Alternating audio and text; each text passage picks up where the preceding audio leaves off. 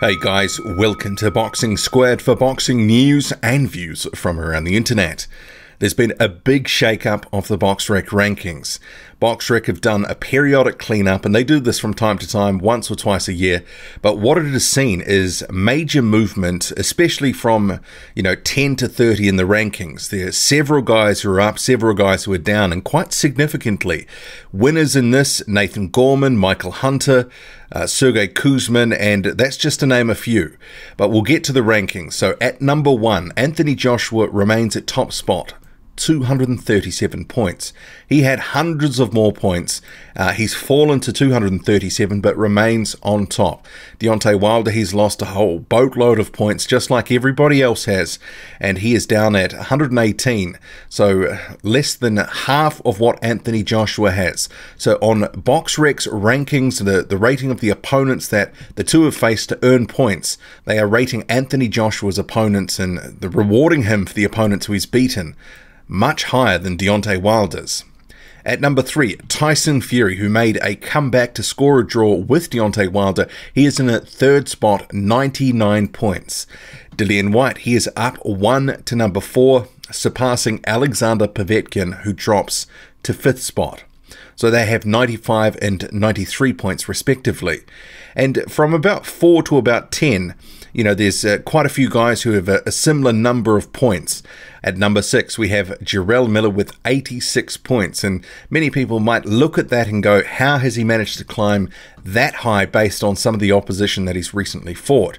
But if you actually look further down the rankings, you have Thomas Adamek, who is still rated number 27, and you have Bogdan Dinu, who is at number 48. So he's claiming points against some of these guys who are ranked, somewhat high in the world rankings at the moment, at least on the Boxrec system.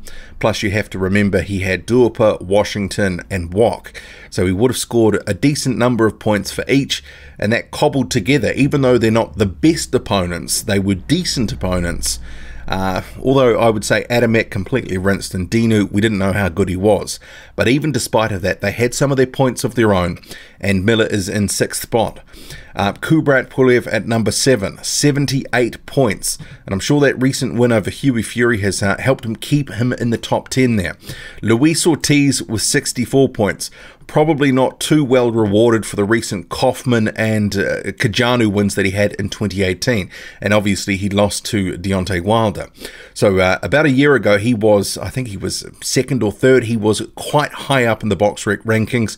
2018 wasn't such a great year in terms of the results and the opponents. He lost to Wilder, and then he got 2 wins over guys that he should have beaten and did. Dominic Breazeale, he's at 9, remains at 9 with 58 points. He only had one fight in 2018. That was Carlos Negron on December the 22nd, scored a knockout win there. Joseph Parker, after what was a down year, he's at 50 points, holds on to number 10 spot. And now we start to get into some real movement. Bryant Jennings, he is up 2 places, 46 points. He's 1 ahead of Adam Kanelski, who falls 1 spot. So Bryant Jennings has taken over from Kanelski. It's interesting, Kanelski keeps winning, but he's actually falling here. He's got a fight with Gerald Washington later in the month, later in January. But Bryant Jennings, he's had a few decent wins recently. He's been more active in 2018. He had a couple of years out, or about 18 months out, you may remember. His most recent fight was against Alexander Dimitrenko. He scored a knockout in that one, somewhat controversial circumstances. He's got a fight coming up very shortly with Oscar Rivas. And if he wins that one, based on Rivas being an unbeaten fighter, he probably may actually even crack the top 10. Christian Hammer, he's down 1. He recently beat Michel Wallace by a knockout. At number 14, the first of the big movers, Sergey Kuzmin, is up 9 points. He's a real beneficiary of this updated rankings by Boxrec. Up 9 points to 14. He had a couple of good wins in 2018, David Price and Laron Mitchell. Filip Hrgovic, he's up 3 spots to 15th. And Hrgovic, he had a pretty decent 2018 for a prospect, got wins against Kevin Johnson and also Amir Mansour. Prior to that, a couple of other guys who are top 100 sort of opponents, top 150, which is not bad for a guy who's only got 7 fights under his belt. Certainly his record doesn't look like a prospect's given the level of the opposition. Michael Hunter, he moves up 10 places. He's now at 16. And Hunter, as we know, beat Alexander Ustinov. He was a long-time contender. He's been fading of late, and he looked terrible in that fight. He also beat Martin Bacoli, who was unbeaten at the time. And those two results, plus some of the work at cruiserweight, no doubt, that has propelled him up to 16th spot. Michael Hunter now the 16th best heavyweight, according to Boxrec. Tom Schwarz, he's 23-0 at the moment. He really hasn't fought anyone of note that would sort of justify being at 17, but sometimes it's a numbers game. If you beat a number of guys who've got some points, kind of like Jarrell Miller, you are going to slowly climb up the ranks here. So his most recent win was Christian Lewandowski, stopped him. That was at the back, was it November or December? So he is up 12 spots, the biggest mover from what I can see in the top 50. So Tom Schwarz, he is up 12 spots to number 17. And at number 18, Ajit Kabayel, another beneficiary who he really hasn't been active, but he's up 2 spots. Number 19, Derek Chisora, he falls 3 places. Number 20, Robert Helenius. Despite his recent win against Erkan Tepe, he is down 3 spots. And it's on the sort of results like that where you go, okay, he beat Tepe, but he's down 3 spots. How does that work out? But it's obviously clearing out some older results or whatever they've done here to tweak their algorithm. Number 21, this is another of the big movers. So we've had Sergey Kuzmin, Filip Hrgovic, Michael Hunter, Tom Schwarz, they were all up, and we also now have Nathan Gorman at 21, up 11 places. So Gorman, he recently beat Razvan Kajanu, and that probably would have helped him some. Some of the rest of the names on his record, there's not much there at the moment, so he's doing well to be at number 21 in my view, but he certainly is a talent, fast hands, decent technician, and he is a name to watch in the next year or so. Number 22, Andy Ruiz Jr. He's been relatively inactive in the past couple of years. He's down 1 spot. He's got some promotional issues at the moment, but down just the 1. And the next guy who was up 7 spots, another big mover, Dylan Carmen, who recently beat Simon Keane, the undefeated prospect. He is up 7 places to 23rd. At number 24, another guy who's moved 7 spots, Otto Wallen, another guy who hasn't really been that active of late, but he does have the win over Adrian Grenard, which was a decent performance in 2018. That's obviously helped him here. Lucas Brown, he falls 3 spots from number 22. Brown, he didn't really have a great year in 2018. It got sparked out by Dillian White, and then had a couple of tune-up fights towards the back end of the year, Junior Party and Julius Long. Those guys, no doubt, didn't have many points in their record. Marco Hook, he is down 12. Curiously, before this update, he was at 14 or 15th.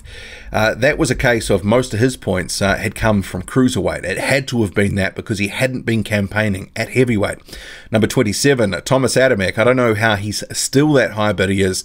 Zhanlong Zhang, who really is a bit of a ghost. We don't really see much of this guy. He's down 1 spot, apparently scheduled to have a fight in Australia. We'll have to see about that. Joe Joyce, another big mover, up 9 spots. And actually, when you compare the record and the resumes of Nathan Gorman and Joe Joyce, you might say that Joyce has actually a slightly stronger resume, but Gorman's got more on it. He's got double the fight, so that's probably helped Gorman in that case. Joyce, though, 29th in the world. Huey Fury, he falls 5 spots after losing to Kubrat Pulev. 31 is Johan Dorper. He is down 12 spots, one of the biggest losers in this rankings. And the next guy also is the biggest loser in the top 15, losing 17 places. Charles Martin falls 17 spots to number 32. At number 33, another big mover, Mladen Malas, the unbeaten prospect out of Canada, he's up 8 spots. Carlos Takam down 1 to 34. Peter Milas, he's up 2 spots to 35. Dave Allen, he is up 6 spots to number 36, based on, actually, I mean, when you consider he's had mostly high-profile losses in his career, he's doing quite well. Alexander Demetrenko down 1 to 37. Artis Bilka, he drops 10 places to 38. Alexander Teslenko, another big mover, he is up 9 spots to 39. He's also another unbeaten prospect out of Canada. Daniel Dubois at 40, he's up 3 places. Oscar Rivas, down 1. He'll be facing Bryant Jennings very shortly. Marius Wok, another big loser. He most recently lost to Artur Spilka. Spilka dropped 10 places. Wok drops 8. So not good for these Polish contenders. Tony Yoka, he's up 3 spots to 43 despite some inactivity brought about by a ban for missing doping tests. And Alexander Frank, out of Germany, the 16-0-1 prospect, or fringe contender, he remains firm at 44, as does Izu Agono at 45. At number 46, Gerald Washington, a real loser in these rankings, down 11 spots. Bit of a blow for him. He hasn't had the best last couple of years, has Washington. Lost to Wilder, lost to Washington, hasn't really been fighting since. Simon Keane, despite that loss to Dylan Carmen, he is another big winner, up 10 places to 47.